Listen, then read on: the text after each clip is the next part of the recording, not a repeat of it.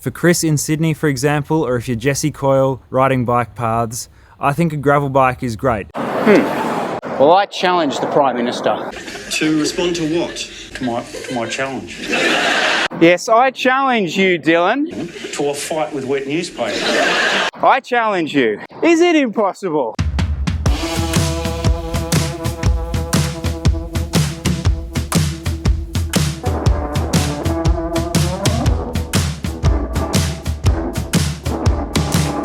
I love it. That is right, ladies and gentlemen. We're back in Sydney.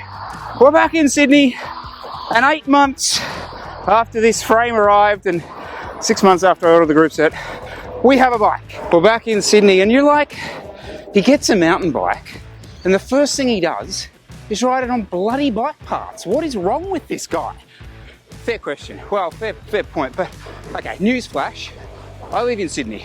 I don't like driving to my rides. I just kind of feel like a lot of the time it's just wasted time. So for me, a lot of my all my bike rides when I'm here are just from the doorstep.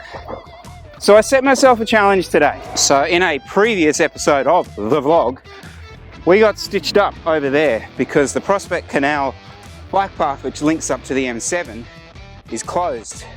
Now there is a way around it, but like on the road bike or even the gravel bike, it's just a bit, like it's just too much. It's too much bike pathy. I thought today this could be a really good opportunity. What I'm trying to achieve, what am I trying to do? Good solid endurance ride, okay, from my doorstep on this bike. Now, I'd love to elongate it and out to do some of the mountain bike trails that are around Wilds Park and stuff like that, but that's a big day riding there and back. So let's see what this is like as a sort of training tool in that space. So welcome to Western Sydney Parklands, I believe. Sugarloaf Mountain. No, Owen, it's not Sugarloaf. The Sugarloaf in Dublin.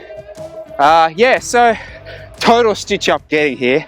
The Prospect Canal is closed way higher up than I thought. So I actually had to like link onto these horrible industrial roads. But I found actually on this, what I did is there's no shoulder or anything, right? So I just rode in like the grass on the side of it. Because like I wasn't riding with the trucks. Actually, I'll take you to Sugarloaf Lookout. Here we go. I don't think the vlog's been here. Never stop on an endurance ride. It's terrible for your training. Oops. So I believe there's a lookout down here. Okay, well be honest, I was hoping for something a little bit better. So you can just make out, potentially, between those two things there, that's the harbour bridge. 50 k's from, the Bolt.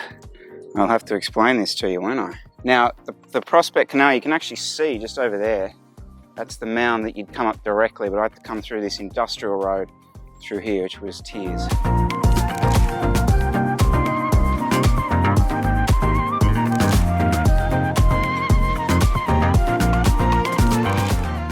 We'll get home and we'll see. Look, the route was a bit shit, to be honest.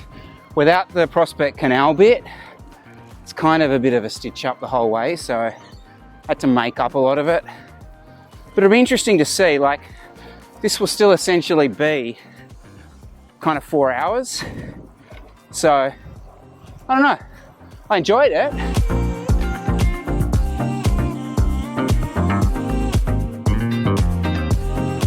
It's actually starting to rain.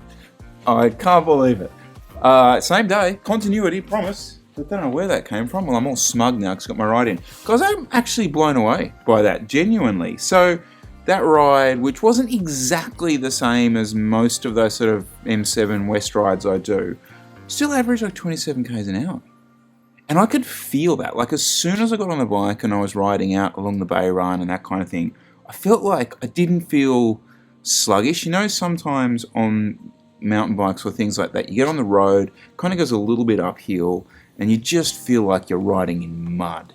It certainly never felt like that. You certainly felt if you kept your cadence up in a nice sort of endurance zone, you could roll along. And what's actually really good about this kind of bike in that is So, you know, bike paths are lots of twists and turns and, you know, kind of semi-stops and stuff like that. But obviously, you can carry a lot more speed through the corner in this because of the nature of being up that bit higher. And you can also pedal through them. So you can, you know, we're sort of always at you about keeping pressure on the pedals and stuff like that.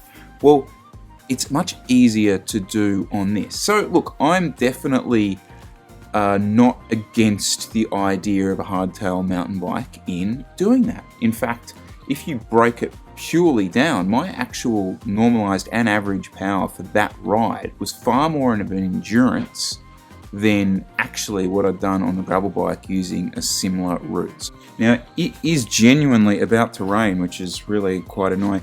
Guys, I'm not going to do specs, if that's all right. I know Dylan did his, and I will do something like that specifically with this build. I do want to definitely mention the KFX bars and the KFX FSA cranks. So this is complete overkill for me, but my God, they look sexual.